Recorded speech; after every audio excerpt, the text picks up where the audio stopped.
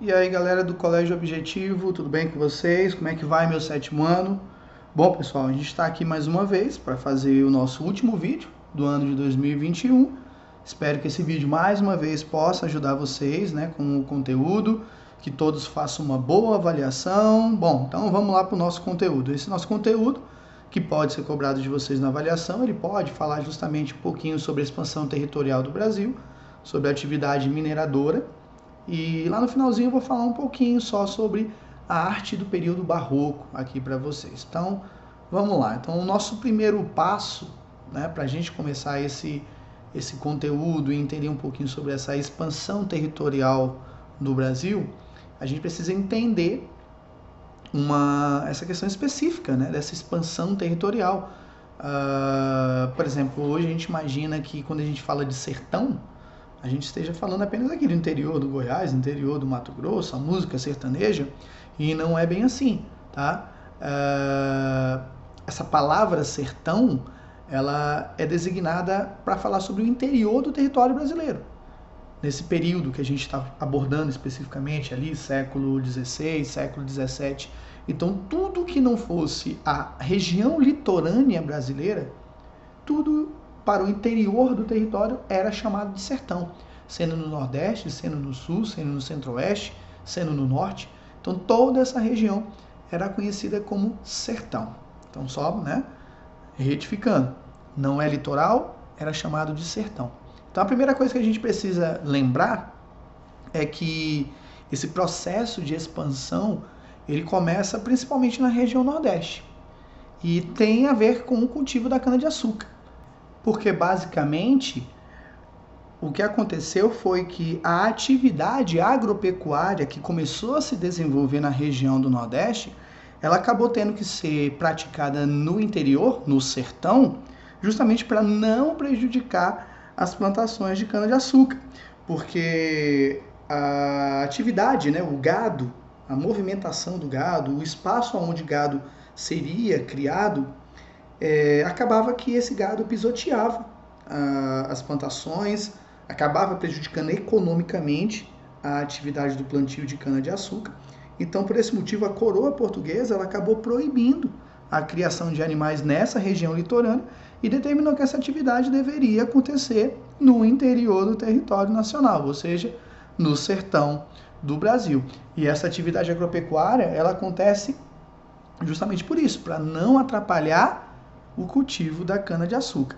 Então, lá no Nordeste, essa atividade agropecuária, essa criação de gado, ela acontece muito pelo uso do couro do animal, principalmente para confecção, tá? Mas, é claro, né, houve outros usos, né, do gado. Na região sul, por exemplo, inicialmente também era utilizado para o uso da pele do gado, né, do couro do gado para confecção, mas depois, com o tempo, eles perceberam que o restante da carcaça desse animal poderia ser utilizado para outros fins também. Eis que surge aí o comércio da carne seca, carne de charque, que era justamente aproveitada da carcaça desse animal, e acaba que esse comércio é que vai predominar na região sul, por exemplo. Tá? Mas um outro território, que era o território amazônico, né, que hoje nós conhecemos que fica o estado do Amazonas, fica o estado do Pará, Amapá, Roraima, Rondônia, Acre, esse território basicamente ele vai se expandir nessa direção justamente pela extração, melhor dizendo, de drogas do sertão, que nada mais eram que especiarias, temperos, né? Itens culinários, como por exemplo cacau, baunilha, cravo, canela, enfim, são itens que são especiarias que levaram às grandes navegações e que no território brasileiro levaram a essa expansão territorial em direção à região amazônica, tá? E acabou expandindo, né, para essa região que nós conhecemos hoje. Um outro contribuinte também para essa expansão territorial do Brasil eram as chamadas bandeiras, que também recebiam outro nome, o nome de entradas.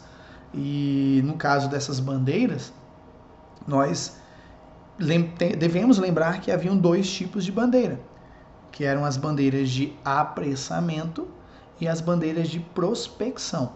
Essas bandeiras de apressamento nada mais eram do que expedições que tinham o objetivo de capturar indígenas, sendo eles fugitivos ou até mesmo indígenas que estivessem vivendo nas missões ou reduções, como também eram chamados, que eram locais onde os jesuítas catequizavam os indígenas. Então tinham indígenas que fugiam da escravidão, né, no território brasileiro e acabavam se refugiando nessas missões ou reduções. Então essas bandeiras de apressamento acabavam também buscando essas missões jesuíticas para poder recapturar ou capturar esses indígenas. E também nós tínhamos as expedições de prospecção, que eram expedições que tinham o objetivo de encontrar metais preciosos na região do sertão brasileiro. Afinal de contas, esse foi o objetivo dos portugueses desde o momento em que um documento disse que essa terra pertencia a eles, desde o Tratado de Tordesilhas. Encontrar metais preciosos, encontrar ouro, encontrar prata. Esse fato só vai acontecer de verdade quase 200 anos depois da chegada de Pedro Álvares Cabral aqui no Brasil, no território brasileiro. Então essas bandeiras tinham esse objetivo. A respeito dessas bandeiras, é importante entender um pouquinho sobre a figura dos bandeirantes, que eram as pessoas que integravam essas expedições, né? Eles ficaram conhecidos como bandeirantes. E vários líderes dessas bandeiras, ao longo da história, foram tratados como heróis, como verdadeiros desbravadores do território brasileiro, responsáveis por levar o progresso para o interior, né, para o sertão brasileiro e tal. Mas, historicamente, a gente vai fazendo revisões sobre essas figuras, sobre alguns acontecimentos, e tira um pouco desse lado de idolatria e de glorificação da ação e passa a se pensar na ação mais racional, né, do que de fato foi feito, os objetivos pelo qual foram feitas essas expedições, e isso acaba tirando um pouquinho dessa glória desses bandeirantes. Algumas cidades brasileiras, principalmente no interior de São Paulo, homenagearam, né, essas figuras, esses bandeirantes, sendo com nomes de cidades, sendo com estátuas. Então, nesse caso, nós temos o exemplo aqui da estátua, não me lembro o nome da cidade de São Paulo, mas tem uma cidade que tem uma estátua de um bandeirante, que era o Emanuel Borba Gato, que foi justamente o bandeirante responsável pela expedição que encontrou os metais preciosos na região de Minas Gerais.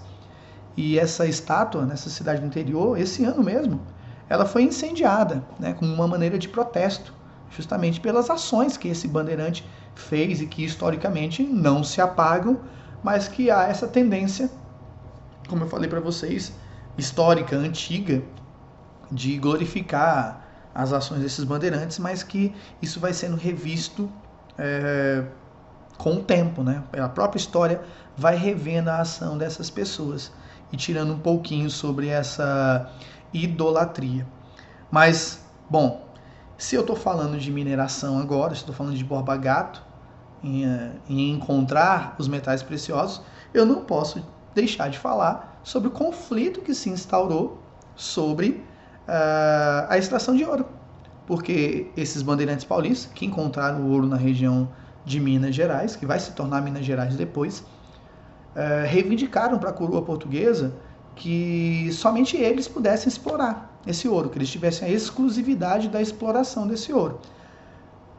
Justamente porque depois da descoberta choveu de gente em Minas Gerais, lotou de pessoas, até de Portugal. Pessoas foram para a região, vieram para o Brasil, foram para Minas Gerais para explorar esse ouro. Então os bandeirantes reivindicaram à coroa portuguesa o direito de exclusividade sobre essa extração de ouro. Mas a coroa portuguesa estava pouco se importando quem ia pegar, deixar de pegar esse ouro. O que importava para Portugal era recolher impostos. Então a coroa portuguesa não ficou nem do lado de A nem do lado de B. Ela não interferiu nesse problema. E acabou que se instaurou um conflito entre os forasteiros e os bandeirantes paulistas. Inclusive, esses forasteiros eram chamados de emboabas, que era uma palavra de origem indígena que poderia significar forasteiros, né? Estrangeiros, pessoas de fora, invasores. Então eles ficaram conhecidos como emboabas. Então se instaurou uma guerra entre os paulistas e os emboabas, ficou conhecido como Guerra dos Emboabas. E o resultado dessa guerra, que durou aproximadamente 1 ano, foi que os paulistas, descobridores de ouro, simplesmente foram proibidos agora de acessar a região de Minas Gerais. Então eles encontraram ouro e agora não podiam mais pisar naquele lugar. E foi até importante esse fato, porque levou os bandeirantes paulistas a continuarem expedições, e essas expedições acabaram chegando a regiões mais ainda para o sertão, mais para o oeste brasileiro, chegando ao território do Goiás, chegando ao território do Mato Grosso, expedições que foram estabelecendo vilas, aldeias, né, no seu curso. Inclusive uma delas que surge é a própria capital do Mato Grosso, que é Cuiabá, né, que estavam ali às margens do leito do rio Cuiabá, e ganhou a cidade, o nome, né, do rio, se estabelecendo como capital do Mato Grosso. Enfim, então essa guerra é bastante interessante, porque eles lutam pelo direito de serem os únicos a explorar o ouro, por serem descobridores do ouro, perdem essa luta, são proibidos de explorar, mas acabam achando ouro em outros lugares. Mas, assim como o ouro na região de Minas Gerais era escasso e durou pouco, esse ouro nas outras regiões durou menos ainda, né? Mas isso é um assunto que vocês vão talvez aprofundar um pouquinho mais no 8º ano. E falando ainda nessa atividade mineradora, como eu falei para vocês, essa guerra dos emboabas foi porque os bandeirantes paulistas queriam o exclusivo direito de extração e a coroa portuguesa pouco se interessava. O negócio era recolher impostos. Então, quanto mais pessoas recolhessem, melhor. Só que, como é que faz isso? Há necessidade de se fazer um controle. Então, a coroa portuguesa busca uma tentativa de controlar a atividade de mineração. Ela institui pagamento de impostos. O quinto é o imposto mais famoso, é o mais praticado nessa região. O que significa o quinto? A quinta parte, ou 20%, que é o mesmo, tá, sobre o que é extraído, deve ser entregue para a coroa portuguesa como pagamento de impostos. E é claro que os mineradores começam a tentar, de alguma maneira, escapar dessa obrigação, escondendo o ouro, literalmente, né? Contrabandeando esse ouro. E a coroa portuguesa, para tentar conter a prática do contrabando, vai instituir, por exemplo, a casa de fundição, que é um local onde o ouro é transformado no seu estado bruto, sendo ele em pó, micropartículas ou até mesmo numa pedra, transformar ele numa barra de ouro. Ela é aquecida, ela é derretida, é colocado num molde. Dentro desse molde tem um selo da coroa portuguesa. Então, no momento do derretimento, a coroa portuguesa já tira ali os seus 20%, ou o quinto, ou a quinta parte, né? Então, ela já retira a parte que cabe a ela, transforma o restante numa barra e entrega para esse minerador e fala: olha, toma aqui sua barra, agora você pode circular com esse ouro pelo território da coroa portuguesa, pela colônia portuguesa. Porque se ele fosse pego com um ouro que não estivesse com essa barra, que não estivesse com esse selo real, automaticamente esse ouro seria confiscado. Mas, é claro, né? Brasileiro é brasileiro desde sempre. E então sempre eles buscavam uma maneira de contrabandear esse ouro, esconder para não pagar impostos. Então surgiram várias maneiras de fazer esse contrabando, e a mais engenhosa delas nesse período era esconder esse ouro em esculturas de santos, imagens de santos, né? Que teoricamente teriam o objetivo de ornamentar igrejas, mas que dentro dela, na verdade, essa imagem era uma imagem falsa. O interior dessa imagem era vazio, era oco. Essas imagens eram feitas de madeira, então internamente estando oco, era um santo do pau oco. Dentro desse santo se escondia o ouro, com o objetivo de escapar da fiscalização, né? Que um agente do governo português não encontrasse esse ouro que estava ali escondido. Bom, mas não foi só essa prática, houve várias outras, mas essa acabou se tornando a mais famosa de todas. E nesse ponto agora, é claro que falar um pouquinho sobre atividade mineradora, falar sobre todo esse período do ciclo do ouro é muito maior do que isso, do que nós estamos fazendo aqui. mas vocês vão ter um momento de aprofundar esses conteúdos, não é agora. Então eu queria aproveitar esse momento para falar um pouquinho sobre arte. O nosso livro não abordou muito esse assunto sobre a arte barroca, que é uma arte desse período do século XVI, século XVII, até mesmo século XVIII, onde houve uma figura histórica muito importante, que foi o Aleijadinho. Ele era um artista nesse período, na região de Minas Gerais. Cabe a ele importantes esculturas que ornamentam igrejas, museus na região de Minas Gerais.